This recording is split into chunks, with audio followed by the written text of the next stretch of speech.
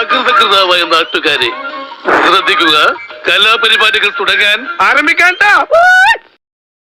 കേരള മുഖ്യമന്ത്രി ശ്രീ പിണറായി വിജയൻ അവർകളെ அவர்தான் முதல் பேசணும். அவர் பேசுவார்கள். Come on mister Karuppusamy.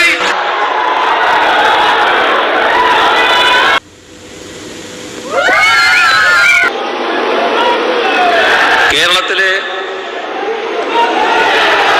LDF government അധികാരത്തിലേറി ആദ്യഘട്ടത്തിൽ അതുമല്ല, വിദ്യാഭ്യാസം എന്ന് വെച്ചാൽ ഇച്ഛാശക്തിയുടെ ഗതിയെ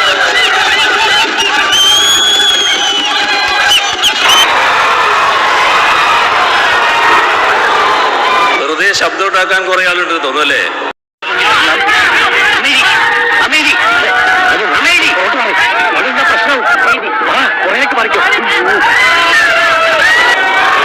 വെറുതെ ശബ്ദം ഉണ്ടാക്കാതിരിക്കുന്നതാണല്ലേ. ഇല്ലെങ്കിൽ നീ എന്ത് ചെയ്യും? നീ മിണ്ടരുത്. ഒരു യോഗത്തില് അതിൻ്റെതായ അച്ചടക്കം പാലിച്ചിരിക്കുന്നതാണ് എപ്പോഴും നല്ലത് കേട്ടോ.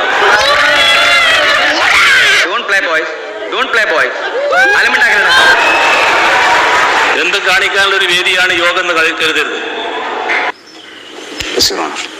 നീയാണല്ലോ കോടതി. വെറുതെ ശബ്ദം ഉണ്ടാക്കാൻ കുറെ ആളുണ്ട് തോന്നുമല്ലേ?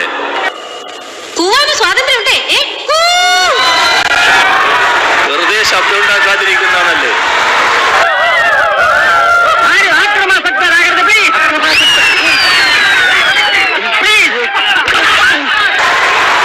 ഒരു യോഗത്തില് അതിൻ്റെതായ അച്ചടക്കം പാലിച്ചിരിക്കുന്നതാണ് എപ്പോഴും നല്ലത് കേട്ടോ.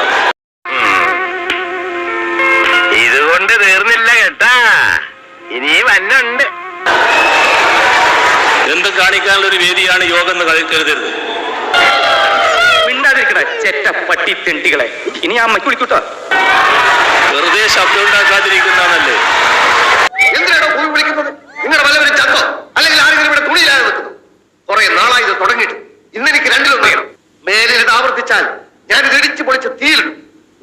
അപ്പൊ പിന്നെ നീയൊക്കെ എവിടെ പോയിരുന്നു കൂവും എന്നെനിക്കൊന്ന് കാണണം. ഒരു പണക്കാരനെ ബഹുമാനിക്കാൻ ശീലിക്കണോ? ബഹുമാനിക്കാൻ ശീലിക്കും.